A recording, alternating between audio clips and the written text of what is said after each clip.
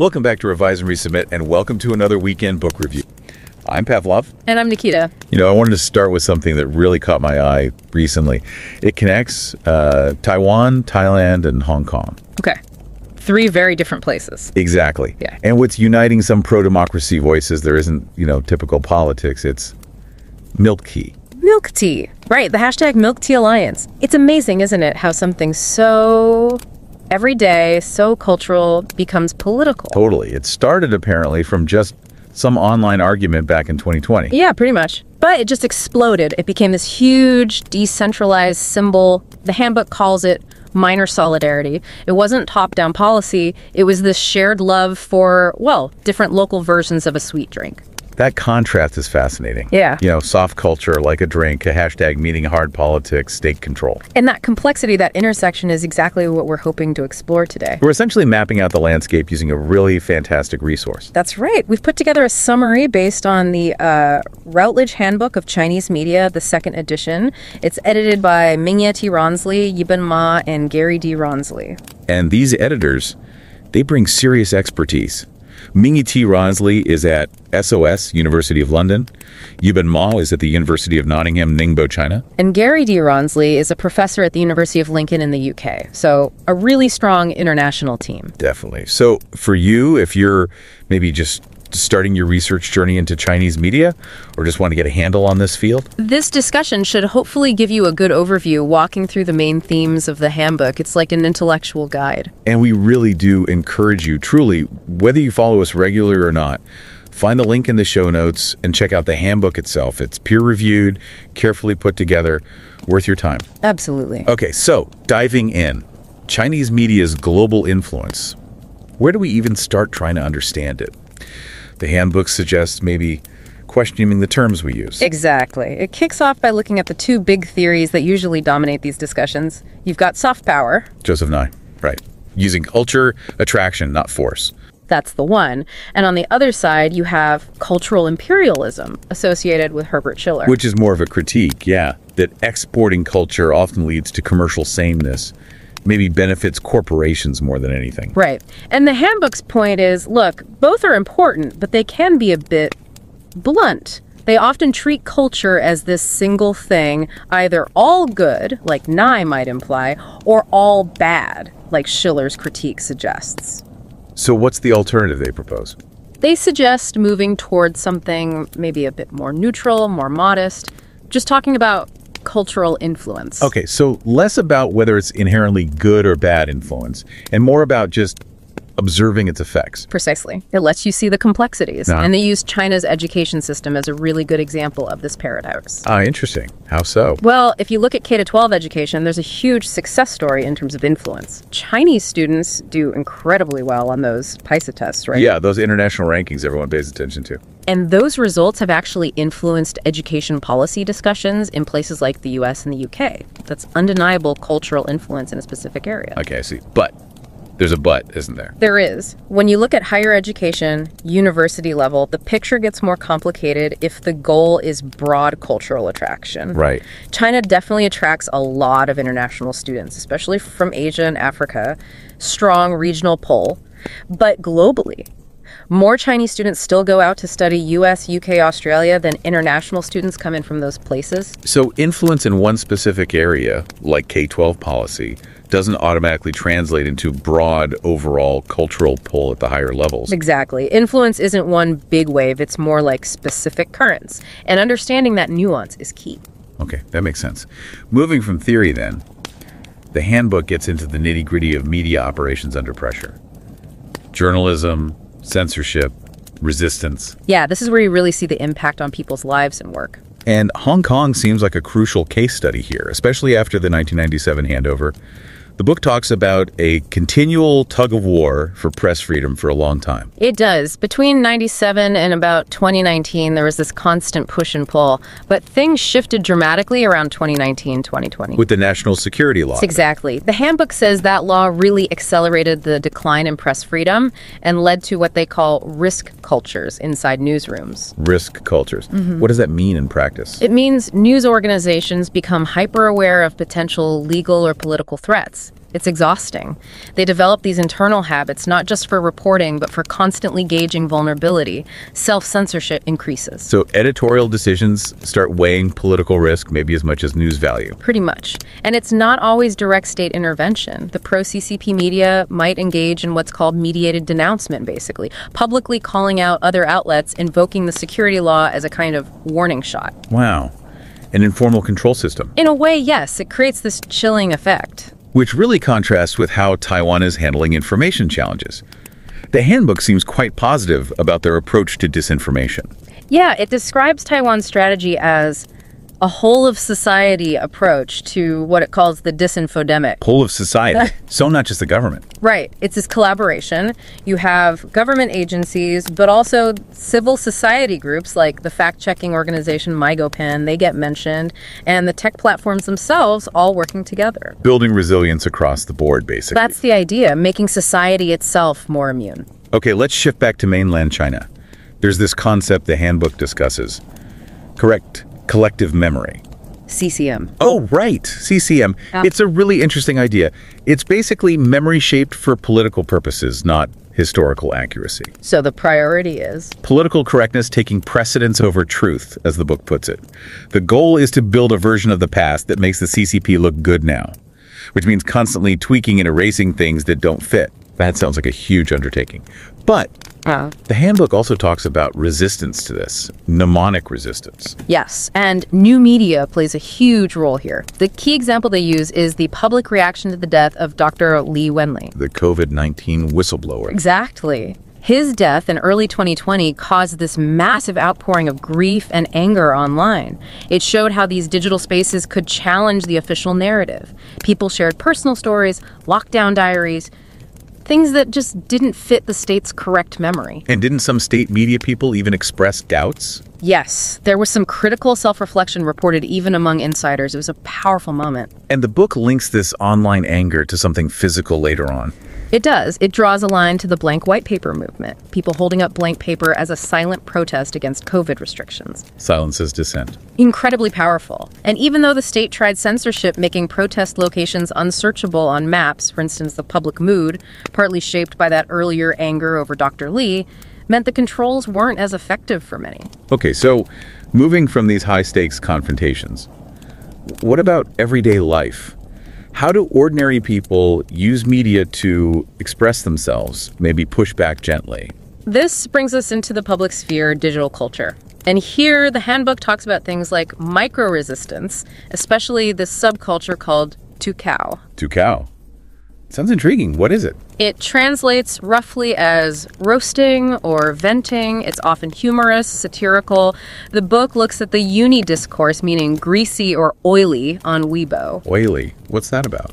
It's used to critique things people see as, well, unpleasant social norms or maybe certain powerful, self-important figures. It's indirect criticism. So it's a way to critique without being too direct or confrontational. The book calls it sugar-coated language. Exactly. Speaking without screaming. It's flexible, ambiguous. It lets people express dissatisfaction in a way that might fly under the radar of the censors. It's a crucial coping mechanism. That's clever.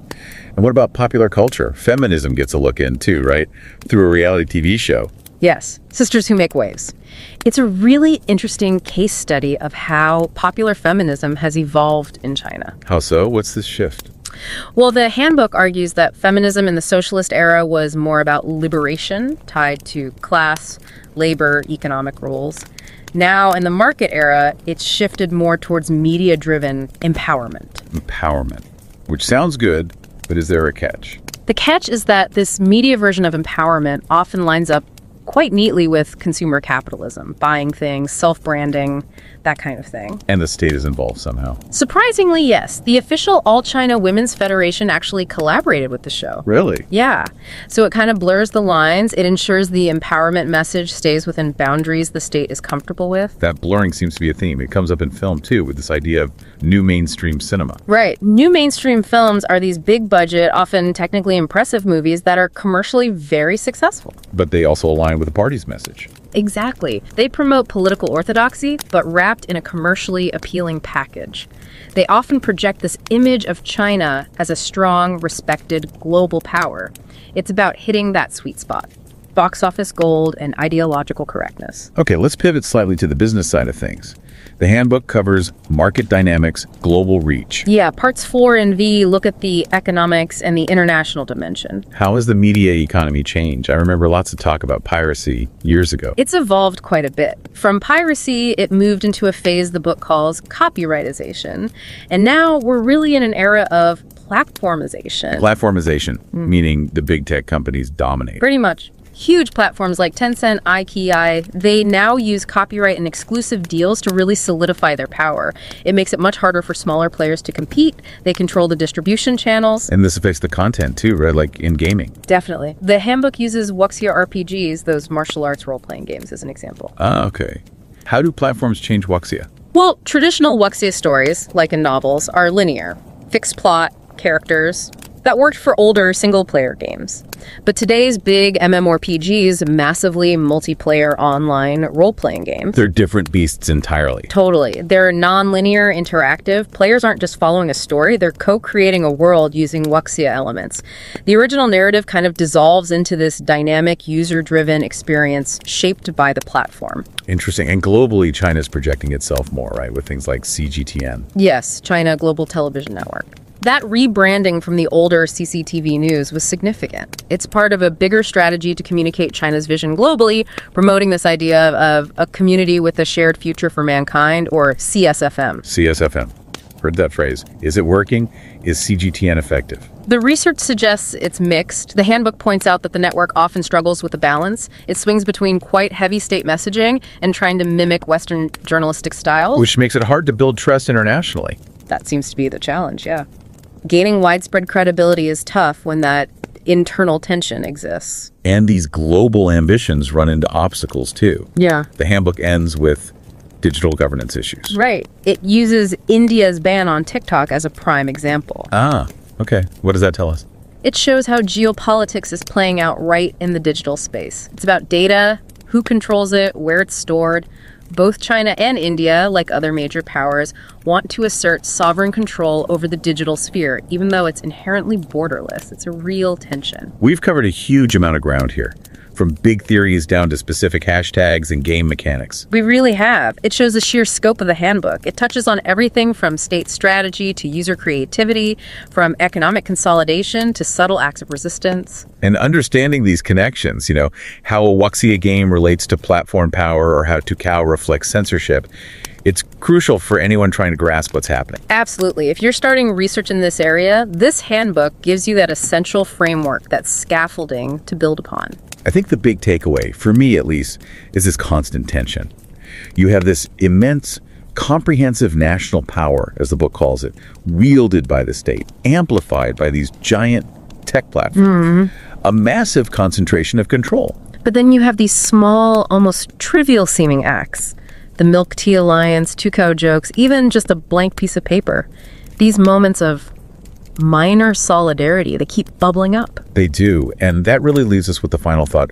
The question maybe for you to ponder as you dig deeper into this field. Which is, how will these individual, often fragmented, sometimes fleeting acts of solidarity and resistance happening online, offline, continue to interact with, maybe even challenge these incredibly powerful, centralized systems of control in our digital age? That dynamic. Yeah, that feels like the central question going forward. It's certainly one of the most fascinating and important ones. And don't forget to subscribe to Revise and Resubmit on Spotify and Apple Podcasts. Until next time, keep those minds curious, keep questioning, and keep revising and resubmitting.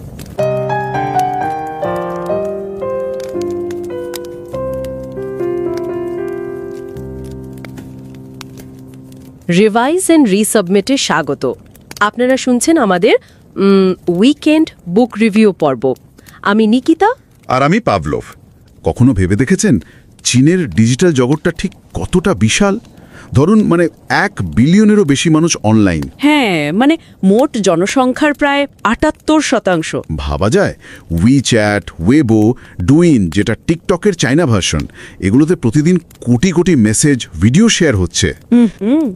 এই যে বিশাল আর মানে সবসময় বদলাতে থাকা মিডিয়ার জগৎটা, এটা বোঝা কিন্তু মানে খুব একটা সহজ কাজ নয়। একদম, বিশেষ করে যারা এই ফিল্ডটা নিয়ে নতুন কাজ শুরু করতে চলেছেন, মানে একাডেমিক রিসার্চে আসছেন। হ্যাঁ, তাদের জন্য তো এর গভীরতা, এর জটিলতাটা অনেক সময় একটু ভয়ের কারণও হতে পারে, তাই না? ঠিক, কারণ নতুন প্রযুক্তি আসছে, সামাজিক পরিস্থিতি বদলাচ্ছে, রাজনৈতিক ব্যাপার তো আছেই। সবকিছু মিলিয়ে মিডিয়া যেভাবে তৈরি হচ্ছে, যেভাবে মানুষ ব্যবহার করছে, তার ধরনটাও মানে প্রতিনিয়ত পাল্টাচ্ছে। ঠিক, এখানে একটা ভালো গাইডের খুব দরকার হয়, তাই না? অবশ্যই। আর সেই রকমই একটা অত্যন্ত গুরুত্বপূর্ণ কাজ হলো মিং ইয়ে টি রনসলি, ইয়েবেন মা আর গ্যারি ডি রনসলি সম্পাদিত রাউটলেজ হ্যান্ডবুক অফ চাইনিজ মিডিয়া। এটা দ্বিতীয় সংস্করণ। হ্যাঁ, আর সম্পাদকদের পরিচয়টাও একটু বলে রাখা ভালো। মিংইয়ে টি রনসলি লন্ডনের SOAS-এ আছেন, সেন্টার অফ তাইওয়ান স্টাডিজের রিসার্চ অ্যাসোসিয়েট। আচ্ছা। ইয়েবেন মা আছেন চীনের ইউনিভার্সিটি অফ নটিংহাম নিংবোতে ইন্টারন্যাশনাল কমিউনিকেশনস পড়ান। আর গ্যারি ডি রনসলি, তিনি যুক্তরাজ্যে ইউনিভার্সিটি অফ লিঙ্কনের অধ্যাপক এবং একটা স্কুলের প্রধানও। মানে তিনজনই এই ফিল্ডের খুব অভিজ্ঞ গবেষক। একদম। তবে দেখুন, আজকের এই আলোচনা কিন্তু পুরো হ্যান্ডবুকটার একটা খুব সংক্ষিপ্ত পরিচয় মাত্র। মানে আমরা সবটা কভার করতে পারবো না। না না, সেটা সম্ভব নয়, বইটা তো বিশাল। হ্যাঁ, আর খুব যত্ন নিয়ে তৈরি করা, বিভিন্ন গবেষকের লেখা, পিয়ার রিভিউ করা। তাই আমরা সবাইকে, বিশেষ করে যারা এই বিষয়ে সত্যি জানতে চান বা গবেষণা করছেন, তাদের বিশেষভাবে অনুরোধ করব, আপনারা আমাদের এই আলোচনা শুনুন বা নাই শুনুন, প্লিজ সময় করে সম্পূর্ণ হ্যান্ডবুকটা পড়বেন। অবশ্যই, এটা একটা দারুণ রিসোর্স, বিশেষ করে নতুন গবেষকদের জন্য। আমরা শো নোটসের লিঙ্কটাও দিয়ে দেব। হ্যাঁ, আমরা বরং চেষ্টা করি বইটার কিছু মূল ধারণা, কিছু থিম তুলে ধরতে। মানে একাডেমিক গবেষণায় যারা একদম নতুন বা সবে শুরু করতে চলেছেন, তাদের কথা একটু মাথায় রেখে। খুব ভালো হয়। তাহলে প্রথম কোন দিকটা নিয়ে শুরু করা যায়? চীন কিভাবে বিশ্বের সাথে কথা বলছে, মানে তাদের প্রভাব। হ্যাঁ, এটা একটা বড় প্রশ্ন। হ্যান্ডবুকটার বেশ কয়েকটা অধ্যায় কিন্তু এই বিষয়টাতে ফোকাস করেছে। একটা খুব চালু ধারণা আছে না, সফট পাওয়ার। হ্যাঁ হ্যাঁ, সফট পাওয়ার। কোলিন স্পার্কস তার অধ্যায়ে এই ধারণাটা নিয়েই বেশ বিস্তারিত আলোচনা করেছেন। তিনি দেখিয়েছেন চীন কিভাবে নিজেদের সাংস্কৃতিক প্রভাব বাড়াতে চাইছে। যেমন ধরুন, শি জিনপিংয়ের চায়না ড্রিম বা সরকারের গোয়িং আউট স্ট্র্যাটেজি। মানে নিজেদের সংস্কৃতি, নিজেদের মডেলটাকে বিশ্বের কাছে তুলে ধরার চেষ্টা। ঠিক, কিন্তু স্পার্কস একটা জরুরি প্রশ্ন তুলেছেন। তিনি বলছেন, শুধু সফট পাওয়ার বা আর একটা ধারণা কালচারাল ইম্পিরিয়ালিজম, এগুলো দিয়ে কি চীনের প্রভাবকে পুরোপুরি ব্যাখ্যা করা যায়? আচ্ছা, তাহলে উনি কি বলছেন? তিনি বলছেন, হয়তো কালচারাল ইনফ্লুয়েন্স বা সাংস্কৃতিক প্রভাব, এই শব্দটা এখানে বেশি কাজের, কারণ ব্যাপারটা ঠিক একমুখী নয়। একটু উদাহরণ দিলে ভালো হয়। যেমন ধরুন, শিক্ষা ব্যবস্থা।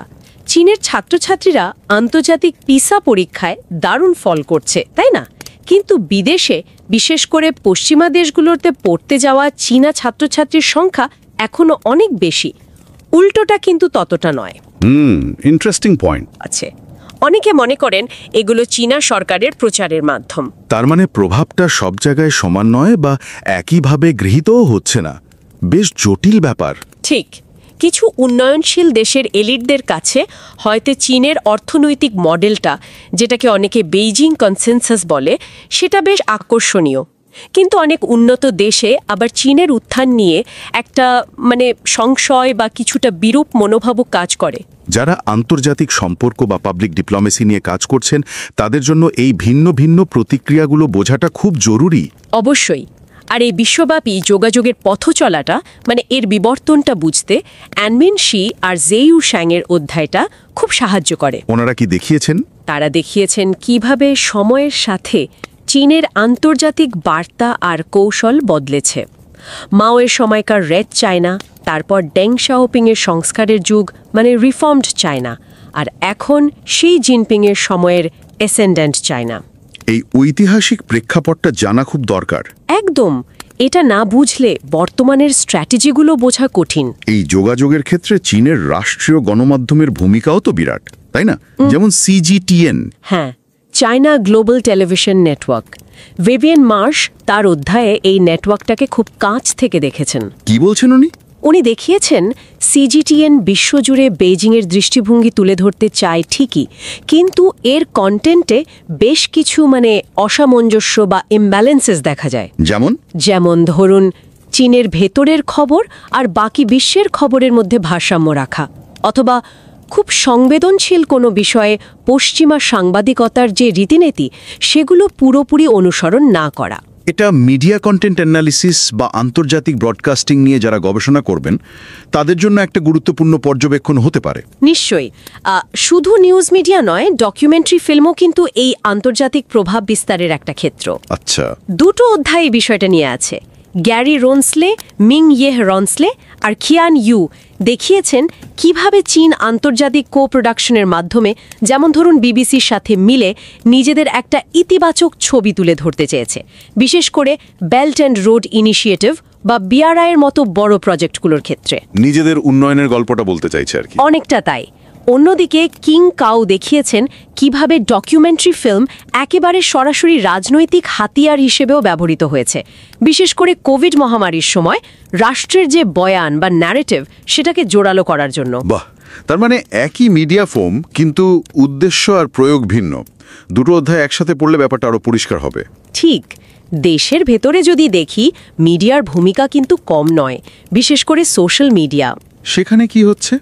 জাতীয়তাবাদের উত্থান। হ্যাঁ, ইবেন মা আর চি জাং এই বিষয়টা নিয়েই লিখেছেন। শি জিনপিংয়ের চায়না ড্রিমের সাথে তাল মিলিয়ে অনলাইনে জাতীয়তাবাদী কথাবার্তা বাড়ছে, এটা ঠিক। কিন্তু এর মধ্যে কোনো সমস্যা আছে? সমস্যা হলো অনেক সময় বিভিন্ন গোষ্ঠী বা ব্যক্তি এই জাতীয়তাবাদী আবেগকে নিজেদের ব্যবসায়িক বা অন্য কোনো স্বার্থে কাজে লাগাচ্ছে। লেখকরা এটাকে বলছেন বিজনেস অফ পেট্রিয়টিজম, মানে দেশপ্রেমকে পণ্য বানানো আর কি। ইন্টারেস্টিং। আর এই অনলাইন জাতীয়তাবাদেরকে কন্ট্রোল করা কি সরকারের জন্য কঠিন? হ্যাঁ, সেটা একটা বড় চ্যালেঞ্জ, কারণ অনলাইন স্পেসটা খুব ছড়ানো আর দ্রুত পরিবর্তনশীল। যারা ডিজিটাল কালচার বা অনলাইন পলিটিক্স নিয়ে ভাবছেন তাদের জন্য এই ব্যাপারটা খুব প্রাসঙ্গিক। এবার একটু চীনের ভেতরে ডিজিটাল ওয়ার্ল্ডটার দিকে তাকানো যাক। ওই যে 1.1 বিলিয়ন ব্যবহারকারীর কথা বলছিলেন। হ্যাঁ, লার্স উইলনাথ, শো ট্যাং আর জেসন মার্টিন তাদের অধ্যায়ে এই বিষয় জগতের একটা চিত্র এঁকেছেন। উইচ্যাট, ওয়েইবো, ডুইন, কুইশো, বিলিবিলি, শাওহংশু এই প্ল্যাটফর্মগুলো এখন মানুষের জীবনের অংশ। শুধু কথা বলা বা ভিডিও দেখা নয়, তাই তো? একদমই না। এগুলো এখন মানুষের দৈনন্দিন জীবন, বিনোদন, কেনাকাটা, এমনকি রাজনীতিরও অবিচ্ছেদ্য অংশ হয়ে গেছে। কিন্তু এর সাথেই তো সরকারি নিয়ন্ত্রণের প্রশ্নটা আসে, তাই না? অবশ্যই। হ্যান্ডবুকটাতে দেখানো হয়েছে কিভাবে কন্টেন্ট ফিল্টার করা হয়, কিভাবে মানুষ নিজেরাই অনেক কিছু লেখা বা বলার আগে ভাবে, সেলফ সেন্সরশিপ, আবার কিভাবে সরাসরি সরকারি হস্তক্ষেপও ঘটে। কিন্তু সরকার কি শুধু নিয়ন্ত্রণই করে, নিজেরা ব্যবহার করে না? করে তো, এটাই মজার ব্যাপার। সরকার নিজেও এই প্ল্যাটফর্মগুলোকে নিজেদের প্রচারের কাজে লাগায়। যেমন ছোট ছোট ভিডিও বানিয়ে তরুণ প্রজন্মের কাছে নিজেদের বার্তা পৌঁছে দেয়। তার মানে একই সাথে নিয়ন্ত্রণ আবার ব্যবহারও। এই দ্বৈত ভূমিকাটা মিডিয়া ও পলিটিক্স বা সেন্সরশিপ নিয়ে যারা কাজ করবেন তাদের জন্য বোঝাটা খুব জরুরি। ঠিক। আর এই ডিজিটাল অর্থনীতির একটা খুব গুরুত্বপূর্ণ দিক হলো কপিরাইট। কপিরাইট চীনে? হ্যাঁ, লুসি মন্টেগমরি আর জিয়াং রেন এটা নিয়ে বিস্তারিত লিখেছেন। একটা সময় ছিল যখন চীনের ডিজিটাল পাইরেসি খুব চলত। হ্যাঁ, সেটা আমরা জানি। কিন্তু এখন পরিস্থিতি বদলেছে। বিশেষ করে টেনসেন্ট ভিডিও, আইকিউআই, টেনসেন্ট মিউজিকের মতো বড় প্ল্যাটফর্মগুলো আসার পর চীন তাদের কপিরাইট আইন আর প্রয়োগ ব্যবস্থা দুটোই অনেক জোরদার করেছে। এটা তো মিডিয়া ইন্ডাস্ট্রি বা ইন্টেলেকচুয়াল প্রপার্টি নিয়ে যারা গবেষণা করছেন তাদের জন্য একটা দারুণ কেস স্টাডি হতে পারে। অবশ্যই। কিভাবে একটা দেশ পাইরেসির কালচার থেকে ধীরে ধীরে কপিরাইট সুরক্ষার দিকে যাচ্ছে, এটা দেখাটা খুব ইন্টারেস্টিং। আর এই কপিরাইটের প্রভাব সাধারণ ব্যবহারকারী বা কন্টেন্ট ক্রিয়েটরদের উপর কেমন পড়ছে? জেন ট্রয় মিউজিক ইন্ডাস্ট্রির উপর এর প্রভাব নিয়ে লিখেছেন। তিনি কোয়াইশো প্ল্যাটফর্মের উদাহরণ দিয়েছেন, দেখিয়েছেন সাধারণ ব্যবহারকারীরা কপিরাইট নিয়ে কি ভাবছেন, কিভাবে কন্টেন্ট ক্রিয়েটররা এই নতুন নিয়মের সাথে মানিয়ে নিচ্ছেন। আচ্ছা, এখানে উনি প্রোসিউমার ধারণাটার কথা বলেছেন, মানে যারা একই সাথে কন্টেন্ট তৈরিও করেন আবার ভোগও করেন। এই ব্যবহারকারী কেন্দ্রিক দিকটা ডিজিটাল মিডিয়া গবেষণার জন্য খুব দরকারি। এই প্ল্যাটফর্মগুলো তো শুধু ব্যবসা বা প্রযুক্তির জায়গা নয়, এগুলোর নতুন নতুন সামাজিক সংস্কৃতিও তৈরি করছে নিশ্চয়ই। একদম। যেমন ধরুন জ্যাং হুয়াং ওয়েবোতে টুকাও সাবকালচার নিয়ে লিখেছেন। টুকাও সেটা কি? এটা অনেকটা মজা করে অভিযোগ করা বা ব্যঙ্গ করার মতো একটা ব্যাপার।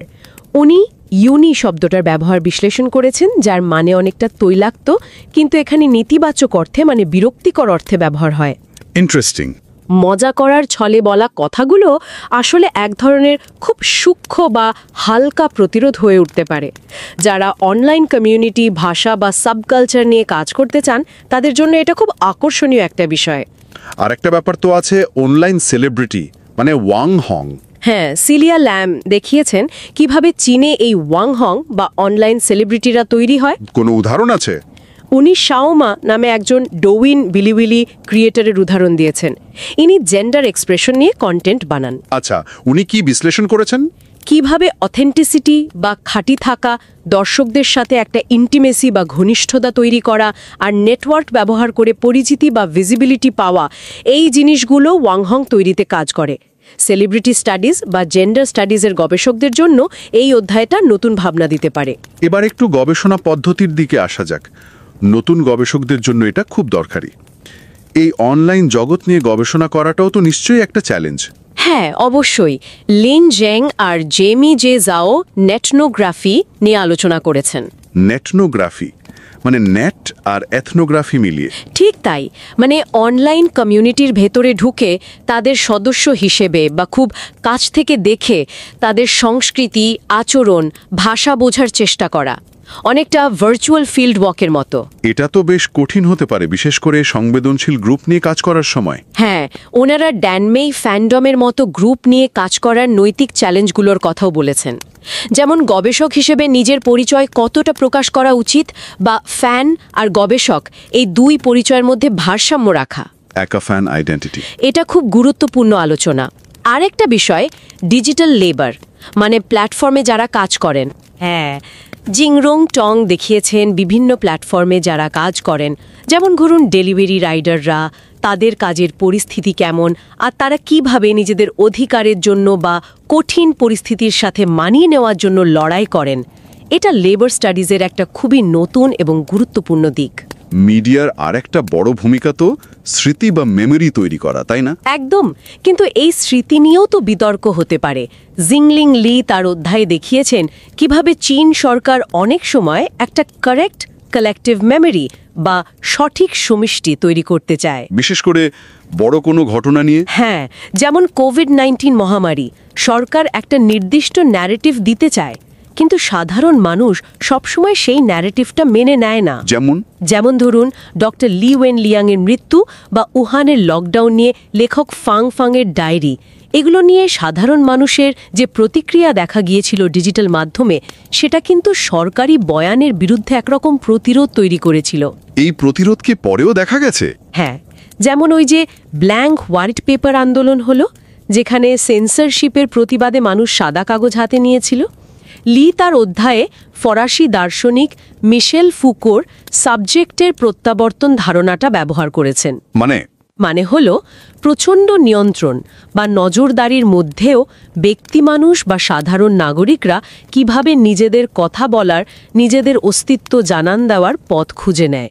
আর ডিজিটাল প্রযুক্তি, বিশেষ করে হাতে স্মার্টফোন, এক্ষেত্রে একটা বড় ভূমিকা রেখেছে। যারা মেমোরি স্টাডিজ, সোশ্যাল মুভমেন্ট বা ডিজিটাল অ্যাক্টিভিজম নিয়ে গবেষণা করছেন, তাদের জন্য এই অধ্যায়টা খুবই কাজের হতে পারে। অবশ্যই। হংকংয়ের ক্ষেত্রেও তো মিডিয়া, স্মৃতি আর আন্দোলনের এই জটিল সম্পর্কটা খুব দেখা গেছে, তাই না? হ্যাঁ, খুব স্পষ্টভাবে।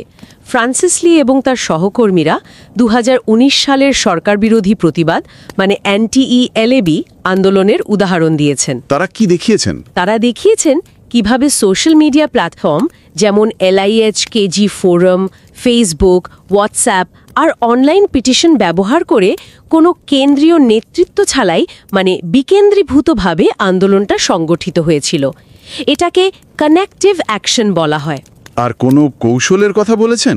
হ্যাঁ, যেমন ইয়েলো ইকোনমিক সার্কেল YEC, মানে প্রতিবাদের সমর্থক যে ব্যবসাগুলো সেগুলোকে চিহ্নিত করে সেখান থেকে কেনাকাটা করা।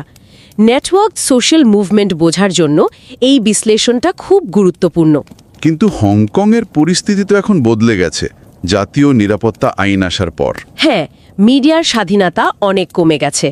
টাইচেং লি আর ইউয়ান লাই দেখিয়েছেন এই নতুন পরিস্থিতিতে সলিউশনস জার্নালিজম বা সমাধান ভিত্তিক সাংবাদিকতার ধারণাটা কিভাবে একটা অন্যরকম মানে পাচ্ছে। সলিউশনস জার্নালিজম তো সাধারণত সমস্যার সমাধানের পথ খোঁজে। হ্যাঁ, কিন্তু হংকংয়ের সাংবাদিকরা এখন অনেক ঝুঁকি নিয়ে কাজ করছেন। তাদের একদিকে যেমন ওয়াচডগের ভূমিকা পালন করতে হচ্ছে, তেমনি নিজেদের টিকে থাকার কৌশলও বের করতে হচ্ছে। লেখকরা গ্রাউন্ডেড থিওরি ব্যবহার করে দেখিয়েছেন কিভাবে রাজনৈতিক পরিবেশ বদলানোর সাথে সাথে সাংবাদিকতার চর্চাও বদলে যায়। যারা জার্নালিজম স্টাডিজ বা পলিটিক্যাল কমিউনিকেশন নিয়ে কাজ করছেন তাদের জন্য এটা অবশ্যই পড়া উচিত। নিশ্চয়ই। তাইওয়ানের পরিস্থিতি আবার একটু অন্যরকম, তাই না? হ্যাঁ, সেখানে তো ডিসইনফরমেশনের বিরুদ্ধে লড়াইটা বেশ আলোচিত। ঠিক।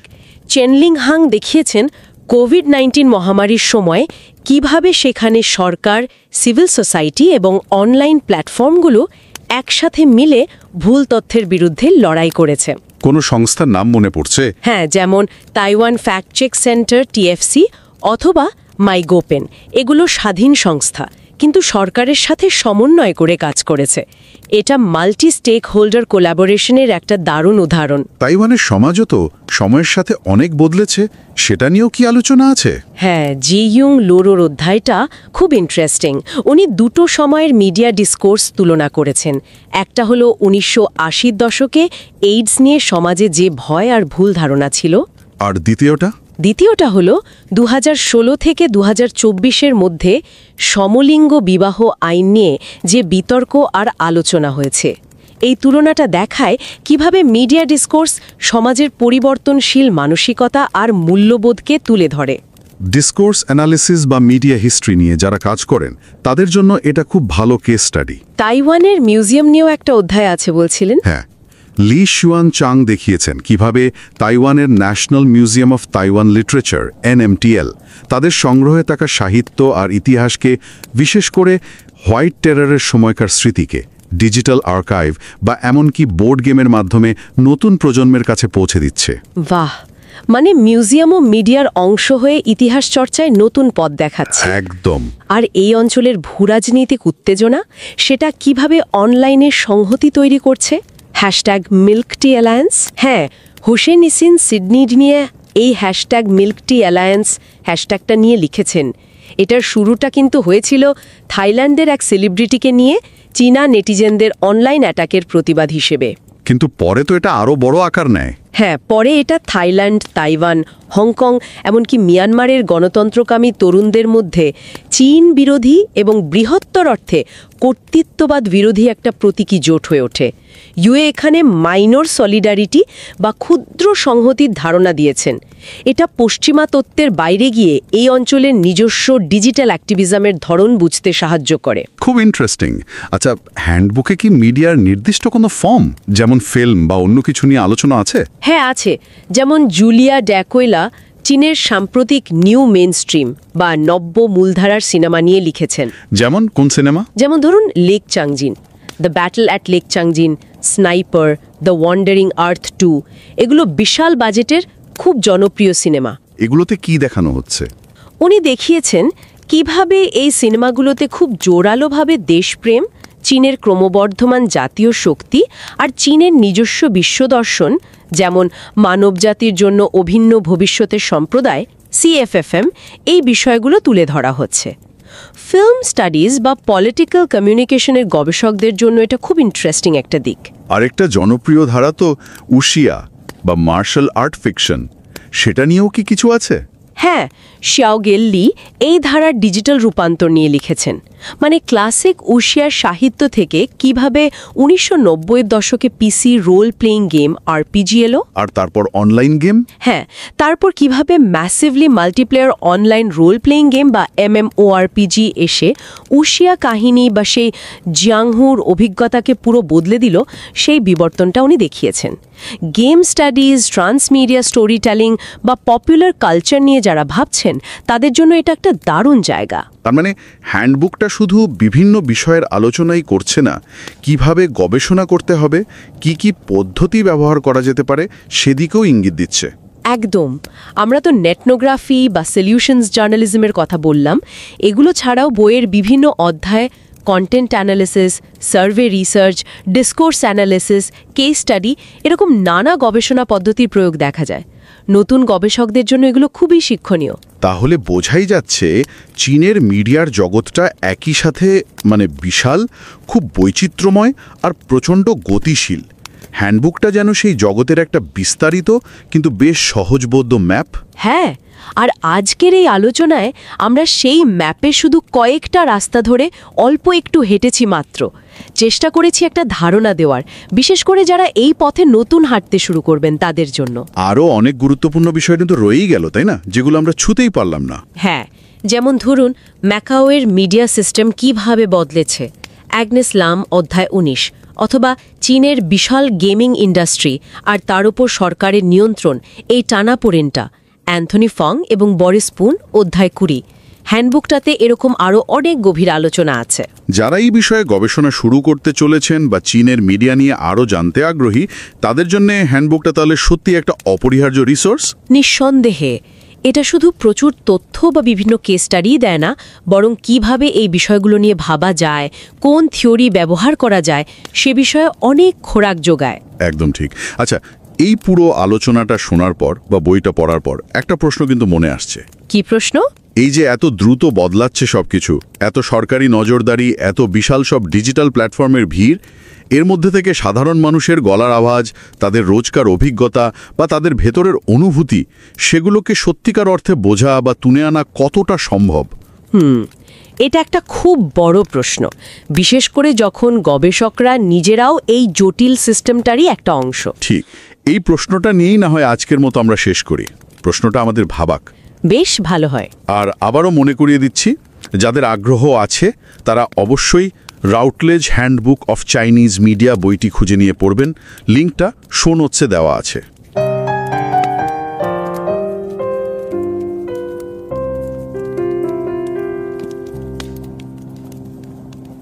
नमस्कार, रिवाइज एंड रीसबमिट में आपका स्वागत है। मैं हूं पावलोव और मैं हूं निकिता। सोचिए 2020 की बात है, थाईलैंड के एक एक्टर हैं और उनकी गर्लफ्रेंड, उन्हें चीनी नेटिजन्स की तरफ से काफी ट्रोलिंग झेलनी पड़ती है ऑनलाइन। लेकिन फिर कुछ ऐसा होता है जिसकी शायद किसी को उम्मीद नहीं थी। थाईलैंड, ताइवान और हांगकांग के जो नेटिजन्स हैं वो एकजुट हो जाते हैं। अच्छा, हाँ, अपनी पसंदीदा मिल्क टी के नाम पर। देखते ही देखते #मिल्क टी अलायंस ट्विटर पर ट्रेंड करने लगता है। हाँ, ये तो सुना था मैंने। और ये सिर्फ एक ऑनलाइन मीम वॉर नहीं रहता, ये लोकतंत्र समर्थक एक्टिविस्ट्स के लिए एक तरह से एकजुटता का एक बड़ा प्रतीक बन जाता है। बिल्कुल।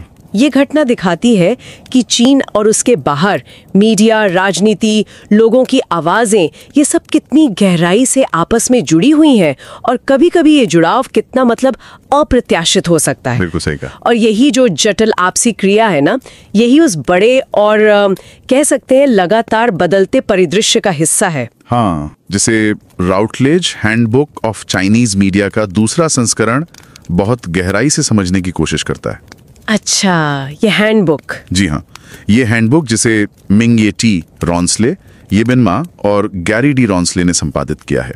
जी, ये चीनी मीडिया के इस गतिशील बदलते क्षेत्र को समझने के लिए एक बहुत ही महत्वपूर्ण संसाधन है। और ये सिर्फ चीन की मुख्य भूमि तक ही सीमित नहीं है, बल्कि हांगकांग, ताइवान, मकाओ और दुनिया भर में जो चीनी समुदाय फैले हुए हैं, हाँ वहाँ मीडिया का स्वरूप कैसे बदल रहा है उस पर भी रोशनी डालती है। हाँ, और आज जो हम बात कर रहे हैं वो इसी व्यापक हैंडबुक का एक, समझ लीजिए, संक्षिप्त परिचय है। जी, ये उन लोगों के लिए खास तौर पर उपयोगी हो सकती है जो अकादमिक रिसर्च की दुनिया में शायद नए हैं। हाँ, जो अभी शुरुआत कर रहे हैं। बिल्कुल। और चीनी मीडिया पर अपना शोध कार्य शुरू करने वाले हैं। हम तो यही चाहेंगे कि जो भी इसे सुन रहे हैं वो इस गहन और पीयर रिव्यूड हैंडबुक को पढ़ने के लिए जरूर समय निकालें। हाँ, बिल्कुल। चाहे आप इस चैनल को सब्सक्राइब करें या नहीं वो अलग बात है, इसका लिंक हमने शो नोट्स में दिया है। ये वाकई एक बहुत मूल्यवान गाइड है। हाँ है तो। ये हैंडबुक इस बात पर भी जोर देती है कि कैसे जो नई सामाजिक, आर्थिक और राजनीतिक ताकतें हैं वो लगातार मीडिया कैसे बन रहा है, कैसे इस्तेमाल हो रहा है, उसके तरीकों को चुनौती दे रही हैं। अच्छा। और इसे समझने के लिए कि चीनी मीडिया का अध्ययन कैसे विकसित हुआ है और आज कहाँ खड़ा है, हैंडबुक को 5 मुख्य हिस्सों में बांटा गया है। 5 हिस्से? हाँ, ये संरचना खासकर नए शोधकर्ताओं के लिए इस मुश्किल विषय को समझने का एक साफ रोड मैप देती है। तो चलिए इस बनावट को, इस स्ट्रक्चर को थोड़ा और करीब से देखते हैं। 5 मुख्य हिस्से आपने बताए जी। पहला हिस्सा है चीनी मीडिया के अध्ययन का विकास। इसमें शायद वो थ्योरीज वगैरह होंगी। हाँ बिल्कुल, वो सैद्धांतिक दृष्टिकोण जिनसे इस क्षेत्र को समझा जाता रहा है उनकी चर्चा है। ठीक है। दूसरा हिस्सा है पत्रकारिता, प्रेस की स्वतंत्रता और सामाजिक गोलबंदी, मतलब न्यूज मीडिया, सेंसरशिप और लोग कैसे एक्टिव होते हैं। सही। तीसरा हिस्सा इंटरनेट, जो पब्लिक स्फेयर है और मीडिया संस्कृति की पड़ताल करता है। डिजिटल दुनिया वाला। हाँ, डिजिटल दुनिया, ऑनलाइन बहसें, जो नई संस्कृतियां उभर रही हैं उनका विश्लेषण है। चौथा हिस्सा मीडिया के बाजार, उत्पादन और उद्योगों पर है, मतलब मीडिया का बिजनेस वाला पहलू, कंटेंट कैसे बनता है वगैरह। और पांचवा और आखिरी हिस्सा चीनी मीडिया और बाकी दुनिया के बीच के जो रिश्ते हैं, जो वैश्विक प्रभाव है, उसको देखता है। अच्छा। हर भाग में कई चैप्टर्स हैं जो अलग अलग खास विषयों पर गहरी जानकारी देते हैं। ये पूरा ढांचा नए शोधकर्ताओं को विषय की नींव से लेकर मतलब वैश्विक इंटरैक्शन तक सब कुछ एक व्यवस्थित तरीके से समझने में मदद करता है। चलिए, ये तो स्ट्रक्चर की बात हुई। अब कुछ उन दिलचस्प विषयों पर गौर करते हैं जिन्हें यह हैंडबुक कवर करती है। जैसे पहला आपने बताया चीन की वैश्विक आवाज और उसका प्रभाव। हाँ, अक्सर सॉफ्ट पावर की बात होती है, लेकिन क्या ये इतना सीधा है? ये एक बहुत अच्छा सवाल है और कॉलिन स्पार्क्स का जो चैप्टर है, चैप्टर 1, वो इसी बहस को सामने लाता है। सॉफ्ट पावर बनाम सांस्कृतिक साम्राज्यवाद। अच्छा। स्पार्क्स सवाल उठाते हैं कि क्या चीन की जो बढ़ती आर्थिक और राजनीतिक ताकत है वो वाकई उसकी सांस्कृतिक पहुंच में बदल पा रही है। एक दिलचस्प विरोधाभास देखने को मिलता है जी। जैसे शिक्षा के क्षेत्र में एक तरफ तो पीसा जैसे अंतर्राष्ट्रीय टेस्ट में चीनी छात्र बहुत अच्छा करते हैं। हाँ, वो रैंकिंग्स आती हैं। हाँ, जिससे लगता है कि अरे वाह, चीनी शिक्षा प्रणाली बहुत प्रभावी है। लेकिन दूसरी तरफ हम ये भी देखते हैं कि बहुत बड़ी संख्या में चीनी छात्र पढ़ने के लिए विदेश जाना पसंद करते हैं, खासकर पश्चिमी देशों में। बिल्कुल, ये अपने आप में एक सवाल खड़ा करता है। हाँ। और फिर कन्फ्यूशियस संस्थानों का मामला है। उन्हें चीनी भाषा और संस्कृति को बढ़ावा देने के लिए बनाया गया था जी। लेकिन कई पश्चिमी देशों में उन्हें चीनी सरकार के प्रोपेगेंडा मतलब प्रचार के एक उपकरण के तौर पर शक की निगाह से देखा जाने लगा है। अच्छा, ये भी एक पहलू है। हाँ, तो स्पार्क्स का तर्क ये है कि चीन का जो सांस्कृतिक प्रभाव है, जिसे कभी कभी बीजिंग कॉन्सेंसस भी कहा जाता है, यानी विकास के साथ राजनीतिक स्थिरता वाला मॉडल, वो शायद विकासशील देशों के जो एलीट वर्ग हैं उनके लिए ज्यादा आकर्षक है। और ये हैंडबुक के 5वें भाग में शी और झांग के अध्याय चैप्टर 25 से भी जुड़ता है, जो चीन की अंतर्राष्ट्रीय संचार रणनीति कैसे विकसित हुई है उस पर बात करता है। तो तस्वीर काफी मिलीजुली सी है। ये वाकई सोचने वाली बात है।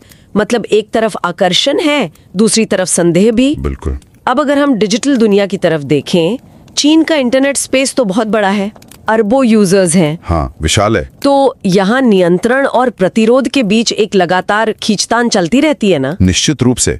लार्स विलनेट और उनके सहयोगियों का अध्याय चैप्टर 12 इसी विशालता को दिखाता है। 1.1 बिलियन से ज्यादा इंटरनेट यूजर्स। बाप रे। और वी चैट, वीबो, डुइंग जैसे जो घरेलू प्लेटफॉर्म्स हैं उनका दबदबा है। ये सिर्फ मनोरंजन के साधन नहीं है, बल्कि सूचना और संवाद के अहम माध्यम बन गए हैं। सही। लेकिन इसके साथ ही सरकारी नियंत्रण और सेंसरशिप भी बहुत ज्यादा है। सरकार कंटेंट को कंट्रोल करने और जिसे वो पॉजिटिव एनर्जी कहती है। हाँ, ये टर्म सुना है, सकारात्मक ऊर्जा।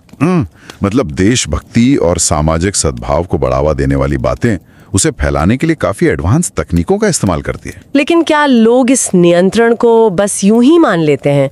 मतलब ऑनलाइन स्पेस में क्या कोई प्रतिरोध, कोई रेजिस्टेंस नहीं है? जगह तो है, और शिनलिन ली का अध्याय चैप्टर 11 इसी प्रतिरोध को दिखाता है। अच्छा। यह बताता है कि कैसे नेटिजन्स सरकार द्वारा जो गढ़ी जा रही सही सामूहिक स्मृति है, मतलब करेक्ट कलेक्टिव मेमोरी, उसको चुनौती देते हैं। जैसे? कोई उदाहरण? इसमें डॉक्टर ली वेन लियांग की दुखद कहानी याद आती है।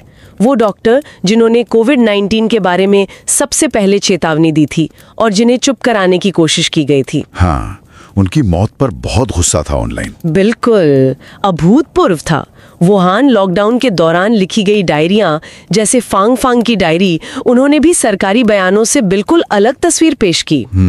और हाल ही में ब्लैंक व्हाइट पेपर आंदोलन ने दिखाया कि कैसे आम लोग, खासकर युवा, जीरो कोविड नीतियों जैसे मुद्दों पर अपनी असहमति जताने के लिए क्रिएटिव तरीकों और नई मीडिया तकनीकों का इस्तेमाल करते हैं। ये टकराव तो साफ दिखता है। अच्छा, क्या ऑनलाइन मजाक या व्यंग, सटायर जिसे कहते हैं, वो भी प्रतिरोध का एक तरीका बन जाता है? हाँ, बिल्कुल। शियांग वांग का अध्याय चैप्टर 14 तुकाओ और यूनी जैसी ऑनलाइन उपसंस्कृतियों पर नजर डालता है। ये क्या है तुकाओ? तुकाओ का मतलब सिर्फ शिकायत करना नहीं है। ये एक तरह का सामूहिक ऑनलाइन रोस्टिंग या कटाक्ष है, जहां लोग हल्के फुल्के या व्यंग्यात्मक अंदाज में अपनी निराशा या आलोचना जाहिर करते हैं। अच्छा, मतलब मजाक मजाक में अपनी बात कहना। हाँ, एक तरह से। और यूनी, जिसका मतलब चिकना या तेलमय होता है, वो अक्सर आत्ममुग्ध या अजीब व्यवहार करने वाले मध्यम आयु वर्ग के पुरुषों का मजाक उड़ाने के लिए इस्तेमाल होता है। अच्छा, तो ये दिखाता है कि कैसे सीधे राजनीतिक विरोध के बजाय व्यंग्य और मजाक का इस्तेमाल सामाजिक मानदंडों पर टिप्पणी करने और असंतोष व्यक्त करने का एक सूक्ष्म लेकिन महत्वपूर्ण तरीका बन गया है। तो ऑनलाइन दुनिया में ये सब चल रहा है, लेकिन मीडिया सिर्फ ऑनलाइन ही नहीं है। जमीनी स्तर पर, खासकर पत्रकारिता और सामाजिक आंदोलनों में मीडिया की क्या भूमिका रही है, यहाँ हांगकांग का जिक्र जरूरी लगता है। बहुत जरूरी। फ्रांसिस एलएफ ली का अध्याय चैप्टर 6 हांगकांग में राष्ट्रीय सुरक्षा कानून NSL लागू होने के बाद। हाँ, वो कानून जिसने बहुत कुछ बदल दिया। बिल्कुल। उस कानून ने शहर की स्वायत्तता और नागरिक स्वतंत्रता को काफी कम कर दिया है। तो यह अध्याय प्रेस की स्वतंत्रता में आई भारी गिरावट का एक गंभीर विश्लेषण करता है। कैसे? मतलब क्या बदलाव आए? अध्याय बताता है कि कैसे पत्रकारों पर दबाव बढ़ा है, सेल्फ सेंसरशिप आम हो गई है। एप्पल डेली और स्टैंड न्यूज जैसे कई महत्वपूर्ण स्वतंत्र समाचार संगठनों को बंद होने पर मजबूर होना पड़ा है। हाँ, ये तो बड़ी खबरें थीं। जी, संवेदनशील विषयों पर रिपोर्ट करना और अपने स्रोतों की सुरक्षा करना पत्रकारों के लिए बेहद चुनौतीपूर्ण हो गया है। ये तो पत्रकारिता की स्थिति हुई, लेकिन क्या आंदोलनों को संगठित करने या उन्हें बल देने में भी मीडिया की कोई भूमिका रही, जैसे 2019 वाला आंदोलन? हाँ, बिल्कुल। गैरी टैंग और फ्रांसिस एलएफ ली का एक और अध्याय चैप्टर 7 यही दिखाता है कि कैसे 2019 के एंटी एक्सट्रेडिशन बिल (एंटी-ELAB) आंदोलन के दौरान पारंपरिक मीडिया और सोशल मीडिया ने मिलकर काम किया। अच्छा, दोनों ने? हाँ, LIHKG जैसे ऑनलाइन फोरम सूचना फैलाने, रणनीति पर बहस करने और विरोध प्रदर्शनों को आयोजित करने के लिए केंद्रीय मंच बन गए। साथ ही जो लोकतंत्र समर्थक माने जाने वाले पारंपरिक न्यूज आउटलेट्स थे, उन्होंने आंदोलन को व्यापक कवरेज दिया। और इसमें वो येलो इकोनॉमिक सर्कल वाली बात भी थी। हाँ, अध्याय में उसका भी जिक्र है।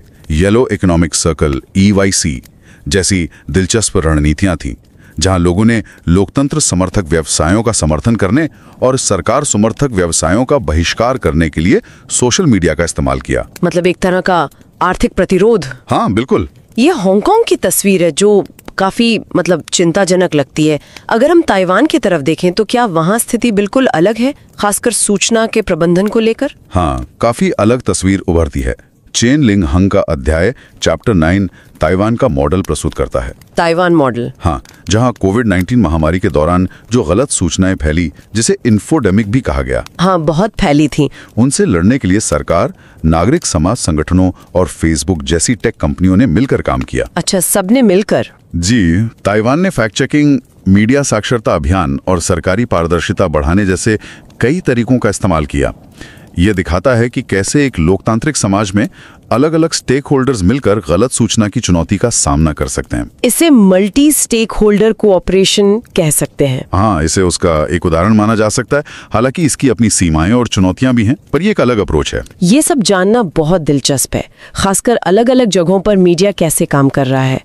अब मान लीजिए कोई नया शोध करता है जी, जो खुद चीनी सोशल मीडिया या ऑनलाइन समुदायों पर रिसर्च करना चाहता है, तो क्या ये हैंडबुक उनके लिए भी कुछ मार्गदर्शन देती है, खासकर नैतिक पहलुओं को लेकर जो ऐसे शोध में बहुत महत्वपूर्ण होते हैं? निश्चित रूप से। लिंगलिंग झांग और जोनाथन J.H. झू का अध्याय 4 खास तौर पर नेटनोग्राफी पर केंद्रित है। नेटनोग्राफी। हाँ, यानी ऑनलाइन समुदायों का मानव शास्त्रीय अध्ययन। ये अध्याय ऐसे करने के तरीकों और उससे जुड़ी नैतिक चुनौतियों पर बात करता है। अच्छा, ये नए शोधकर्ताओं के लिए बहुत व्यवहारिक सलाह देता है। जैसे जब आप डैनमेई फैंस जैसे संवेदनशील समुदायों का अध्ययन कर रहे हो। डैनमेई फैंस, ये कौन है? ये बॉयज लव फिक्शन के प्रशंसक होते हैं और अक्सर सामाजिक रूप से हाशिए पर होते हैं। अच्छा। तो ऐसे में एक शोधकर्ता के तौर पर अपनी पहचान कब और कैसे बतानी चाहिए? क्या आपको चुपचाप ऑब्जर्व करना चाहिए या अपनी उपस्थिति जाहिर करनी चाहिए? ये सब सवाल उठते हैं। और ये एका फैन वाली बात क्या है? यानी एकेडमिक भी और फैन भी? हाँ, एका फैन का मतलब है कि शोधकर्ता खुद भी उसी समुदाय का सदस्य या प्रशंसक है जिसका वो अध्ययन कर रहा है। अच्छा, तो इसके फायदे नुकसान होंगे? बिल्कुल। झांग और झू इसी दोहरी भूमिका के फायदों और नुकसानों पर चर्चा करते हैं। एक तरफ इससे समुदाय तक पहुंच और गहरी समझ मिल सकती है। हाँ, ये तो है। दूसरी तरफ अपनी एकेडमिक निष्पक्षता बनाए रखना मुश्किल हो सकता है। अध्याय इस जटिल सवाल पर भी विचार करता है कि ऑनलाइन स्पेस को सार्वजनिक माना जाए या निजी। क्या किसी के वीबो पोस्ट या फोरम कमेंट को रिसर्च में बिना उसकी इजाजत के इस्तेमाल किया जा सकता है? ये तो मुश्किल सवाल है। हाँ, आसान नहीं है। और ये अध्याय नए शोधकर्ताओं को इन नैतिक दुविधाओं से निपटने के लिए सोचने का एक फ्रेमवर्क देता है। तो ये थी राउटलेज हैंडबुक ऑफ चाइनीज मीडिया के विशाल कैनवस की बस एक छोटी सी झलक। मतलब ये वाकई एक ऐसा संसाधन है जो बहुत सारे विषयों को समेटता है और सोचने पर मजबूर करता है। बिल्कुल। ये हैंडबुक चीनी मीडिया के बेहद जटिल, बहुस्तरीय और तेजी से बदलते परिदृश्य को समझने के लिए एक अनिवार्य गाइड की तरह है। हाँ। ये सिर्फ घटनाओं का विवरण नहीं देती, बल्कि उनके पीछे काम कर रही ताकतों, तकनीक, राजनीति, संस्कृति, बाजार और वैश्विक प्रभावों के आपसी रिश्तों को समझने में मदद करती है। चाहे वो सॉफ्ट पावर की उलझी हुई हकीकत हो, डिजिटल दुनिया में नियंत्रण और प्रतिरोध का खेल हो, पत्रकारिता के सामने खड़ी चुनौतियां हों, या फिर ऑनलाइन रिसर्च करने के नैतिक सवाल हों। ये हैंडबुक इन सब पर गहरी और सूक्ष्म अंतर्दृष्टि प्रदान करती है। सही। हम एक बार फिर कहेंगे कि जो लोग इस विषय में रुचि रखते हैं या इस पर शोध कर रहे हैं, उन्हें इसे जरूर देखना चाहिए। लिंक शो नोट्स में है। बिल्कुल। और जाते जाते आपके लिए सोचने के लिए एक सवाल छोड़ जाते हैं। जी। जैसे जैसे चीन का मीडिया परिदृश्य बिजली की रफ्तार से बदल रहा है, सरकार द्वारा सावधानी से बनाए गए आधिकारिक नैरेटिव और ऑनलाइन स्पेस में जो उभरने वाली विविध, अनौपचारिक और अक्सर विद्रोही आवाजें हैं, हाँ। इनके बीच जो तनाव लगातार बना हुआ है, वो आने वाले समय में चीन के भविष्य को घरेलू और वैश्विक स्तर पर किस तरह से आकार देगा।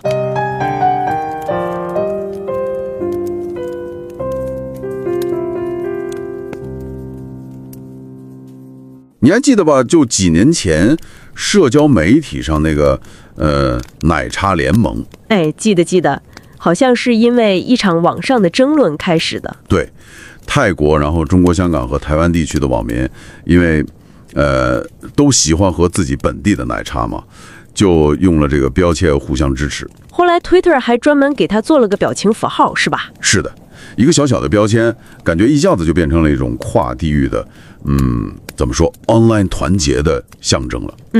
这个故事本身就挺有意思的，它就像一个缩影，你能看到网络文化、年轻人的身份认同，甚至是一些更大的地缘政治议题是怎么在这个数字空间里交织在一起的。没错。而这背后这种复杂的媒介生态呢，恰恰就是我们今天想和你一起聊的一本手册，它关注的核心内容。对，我们今天主要就是想跟你分享一下这本分量挺重的 Routledge 中国媒介手册，英文是 Routledge Handbook of Chinese Media， 现在是第2版了。这本手册可以说真的是集大成之作。它汇集了全球好多学者的研究，深入分析了中国大陆、香港、台湾、澳门，还有更广泛的华人社群里面，这个媒介是怎么运作的，有什么影响。对，手册是3位很资深的学者编的，一位是龙明佳，明叶 T. Ransley， 他是英国伦敦大学亚非学院，就是 SOAS 台湾研究中心的副研究员。还有一位是马一本妈，他是尼泊诺丁汉大学国际传播学系语科项目的负责人。再就是 Gary Rawnsley， 他是英国林肯大学社会与政治科学院的院长，也是公共外交学教授。他们3位组织了一个非常国际化、跨学科的团队来完成这本手册。这本手册我觉得特别棒的一点啊，就是它挖得挺深的，去看那些新的社会力量、经济力量、政治力量怎么不断的在塑造，甚至挑战我们现在接触到的媒介内容。对，还有我们消费这些内容的方式。是的。所以我们今天的目的呢，就是为你，尤其是比如说你刚刚接触学术研究，正准备开始自己的研究之旅，我们想帮你勾勒一下这本手册大致覆盖了一个什么样的图景，让你能感觉到它的价值所在。在咱们正式开始聊内容之前啊，我们也是真心建议，就是不管你是不是经常听我们的分享，都抽点时间去翻翻这本手册。对。它真的是经过精心编撰和同行评审的，能提供一个特别全面和深入的视角，对于理解当今中国的媒介状况帮助特别大。连接我们放在下面的信息栏里了，很方便找到。好的，那我们现在就开始吧。这本手册大体上分了5个部分。包括了中国媒介研究的发展历史，然后是新闻、新闻自由和社会动员，还有互联网、公共领域和媒介文化这块。对，第4部分是关于市场、生产和媒介产业的。最后一部分是讲中国媒介和世界的关系。不过呢，我觉得与其把它们看成5个完全独立的板块啊，不如理解成是相互关联的不同视角。有道理。很多章节的内容，其实你会发现它是跨越不同部分的，互相补充，共同探讨这个领域里一些最关键的问题。所以，对于刚开始做研究的你来说，抓住这些核心的线索，还有学者们常用的那些分析工具，会非常有帮助。比如说，手册里反复提到的几个核心概念，像软实力和文化帝国主义，对吧？这个就为理解中国在全球舞台上的文化策略提供了一个理论基础。第1章的作者柯林斯·巴克斯就重新讨论了这些概念。是的，他探讨了软实力，也就是区别于军事、经济这种硬实力的文化吸引力，在中国语境下是怎么实践的。比如我们常听到的走出去战略，还有中国梦的推广等等。但它同时也引入了文化帝国主义的这种批判性的视角，提醒我们去思考这种文化输出在多大程度上可能是单向的，它又会产生哪些我们可能没预料到的影响。书里举了例子吗？举了，比如说像孔子学院在海外遇到的一些争议，其实就是这种复杂性的一个体现。那这对研究者来说意味着什么呢？这就意味着，比如说你研究相关议题的时候，不能简单的就接受或者否定某一个理论，对，而是要学会怎么去运用这些理论工具，结合中国的具体情况，去分析国家文化战略背后的逻辑是什么，效果怎么样，还有可能存在哪些张力、哪些矛盾。理解了。那还有一个贵人传全书，而且感觉和当下联系特别紧密的话题，就是社交媒体时代的中国民族主义。这个话题现在很热。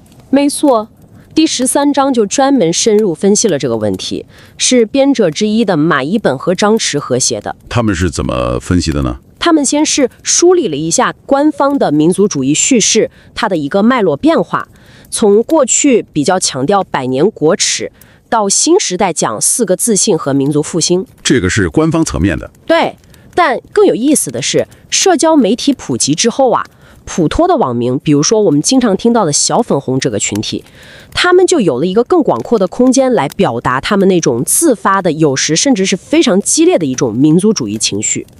这种就是所谓的自下而上的。对，可以这么理解。这种网络民族主义啊，有时候把它跟官方的步调是一致的，但有时候呢，它又可能带来一些意想不到的挑战。比如呢？甚至会出现一种爱国主义商业化的现象。比如说，有些网络大 V， 他们利用这种民族主义情绪来吸引流量变现，这本身也成了一个挺值得研究的现象。这确实揭示了，在当代中国的网络空间里，国家、市场和个体之间这个互动是非常动态、非常复杂的。是的，所以对于想研究这个领域的你来说，理解这种多层次的互动，去区分不同类型的民族主义表达，关注他们背后的驱动力是什么，这个就显得特别重要了。没错。聊到社交媒体，那自然就要关注数字媒体本身，它在中国社会到底扮演了一个什么样的角色。手册的第12章就提供了非常详细的背景信息，作者是拉斯维尔纳特、唐索和杰斯马丁。他们首先就描绘了一个很惊人的图景，就是中国互联网用户的规模已经超过11亿了。哇，这个数字很大，非常大，而且绝大部分人都是通过手机来上的。这种高度移动化的特征，极大地改变了信息传播的整个生态。同时呢，文章也谈到了，就是管理层面对社交媒体这种巨大的互动性，它的一些考量，以及随之而来的内容管理机制，可能会收到管理部门的一些提示啊，有时甚至可能会有更直接的一些干预。了解这些背景，对于分析中国的网络舆论环境来说是至关重要的。书里也简单介绍了几个主流的平台，像微博、微信、抖音、快手，还有 B 站哔哩哔哩、小红书等等。对，他们各自的特点、用户构成什么的。是的，还有一个值得注意的趋势，就是官方也越来越多地在利用，比如说短视频这种形式来宣传所谓的正能量和核心价值观。这些信息其实就为你提供了一个基础的框架，能帮助你理解，在中国做数字媒介研究的时候，你需要考虑哪些平台的特性、用户的行为习惯，以及信息环境的特殊性等等。和数字媒介紧密相关的，还有一个我觉得非常有意思的议题，就是媒介怎么塑造我们的记忆。对，记忆这个话题很重要。以及人们又怎么通过媒介来表达不同的声音，甚至是进行某种形式的抗争。第11章，李欣林的文章就聚焦在这一点上。他提出了一个概念，叫做正确集体记忆，英文是 Corrective Collective Memory， 简称 CCM。正确集体记忆，对，这指的是由官方主导建构的那种符合主流意识形态的历史叙事。然后呢，他把这个概念和更广泛的通过媒介流传和形成的媒介记忆进行对照。听起来很有意思。有什么具体的例子吗？文章用了几个大家可能都还有印象的例子，比如说新冠疫情初期李文亮医生的经历，还有他去世之后在网络上引发的那种巨大的悼念浪潮。那个我记得。还有像芳芳写的武汉日记，这种个人的记录在当时不是引发了极大的争议吗？对，争议非常大，就被一些人看作是挑战官方叙事的一种记忆抵抗的形式。再到后来一些事件中出现的白纸，它成了一种无声的抗议符号。这些案例其实都很生动地展示了在特定的时刻，媒介尤其是社交媒体怎么就变成了一个不同记忆版本交锋的场所。对，以及普通人是如何利用媒介来记录、来发声，甚至进行动员的。对你来说呢，就提供了一个理解中国社会情绪还有潜在社会张力的一个重要维度。那么如果我想研究这些发生在网络社群里的现象，具体应该怎么做呢？特别是研究过程中怎么处理好伦理问题，这个感觉挺难的。确实是个挑战。第4章赵静和杨林的文章就专门讨论了这个问题，就是在中国社交媒体研究中运用网络志 （netnography） 这个方法，以及它带来的挑战。网络志就是在线上做田野调查，是这个意思吧？对，你可以这么理解，研究者需要像人类学家一样沉浸到那个网络社群里去观察、去互动、去理解他们的文化。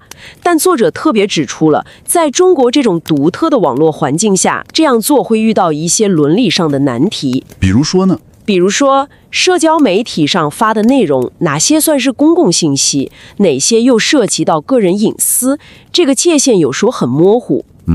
然后研究者要不要表明自己的身份，什么时候表明，尤其是在研究一些比较边界或者说容易被污名化的群体的时候，书里提到了研究耽美粉丝社群的例子。那确实很敏感，直接说我是来研究你的，对方可能就不理你了。是的，直接亮明研究者身份可能会让对方产生戒备心理，但作者也探讨了一种可能性，就是说，如果研究者本身对这个社群有一定的了解和共情，就是所谓的学者粉丝。